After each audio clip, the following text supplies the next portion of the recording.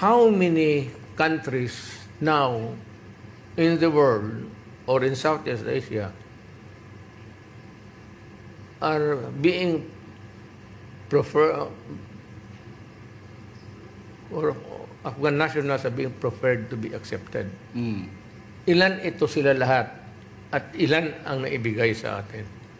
O baka naman ibinigay sa atin lahat, wala yung iba.